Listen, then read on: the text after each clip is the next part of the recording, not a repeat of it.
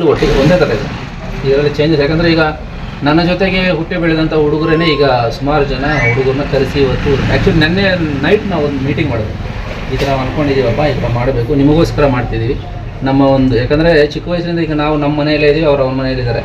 ಬಹುಶಃ ನಾವು ಅವ್ರ ಮನೆಗೆ ಹೋಗಿರ್ತೀವಿ ಬಿಟ್ಟರೆ ಅವ್ರು ನಮ್ಮ ಮನೆಗಳು ಬಂದಿದ್ದೇ ಇಲ್ಲ. ಈಗ ಎಕ್ಸಾಂಪಲ್ ಹೇಳ್ತೀನಿ, ಒಬ್ಬ ಮೇಸ್ತ್ರಿ ಮನೆ ಕೆಲಸ ಪಾಯದಿಂದ ಹಿಡಿದು ಗೃಹ ಪ್ರವೇಶದವರೆಗೂ ಮೇಸ್ತ್ರಿ ಕೆಲಸ ಮಾಡ್ತಾನೆ. ಗೃಹ ಪ್ರವೇಶ ಆದಮೇಲೆ ಮೇಸ್ತ್ರಿ ಒಳಗೆ ಬರೋದಿಲ್ಲ. ಕಾರಣ ದಲಿತ ಅನ್ನೋ ಒಂದು ಹೆಸರಿಗೆ.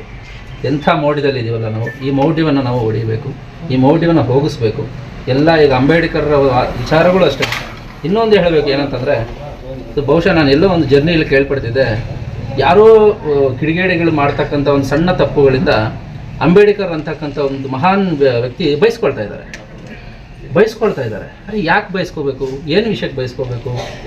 ಏನಕ್ಕಾಗಿ ಅವರು ಕಷ್ಟಪಟ್ಟರು, ಏನಕ್ಕಾಗಿ ಸಂವಿಧಾನ ರಚನೆ ಮಾಡಿದ್ರು, ಏನಕ್ಕಾಗಿ ಒಂದು ನಮಗೆ ಇಷ್ಟೊಂದೆಲ್ಲ ಮೌಲ್ಯಗಳನ್ನು ಕೊಟ್ಟು ಹೋದರು, ಅದನ್ನು ನಾವು ಯೋಚನೆ ಮಾಡಬೇಕು. ಆವಾಗ ಈ ಥರದ ಭಿನ್ನಾಭಿಪ್ರಾಯಗಳು ಬರೋದಿಲ್ಲ.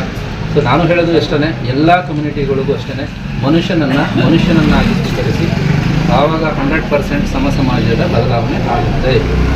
ಸರ್, ಈಗ ಈ ದಲಿತರು ಅಂತ ನಾವೇನು ಕರಿತಾ ಇದ್ದೀವಿ, ಅವರು ಮೈಂಡಲ್ಲಿ ಫಿಕ್ಸ್ ಆಗಿಬಿಟ್ಟಿದೆ. ಅವರು ಒಂಥರ ಮೇಲ್ಜಾತಿನಪ್ಪ, ನಾವು ಹೋಗ್ಬಾರ್ದು ಅಂತ. ಆ ಗಿಲ್ಟಿ ಫೀಲಿಂಗ್ ಅವರಲ್ಲೇ ಇರೋವಾಗ ಅದನ್ನು ನೀವು ಹೆಂಗೆ ಬದಲಾವಣೆ ಮಾಡ್ತೀರಾ ಸರ್?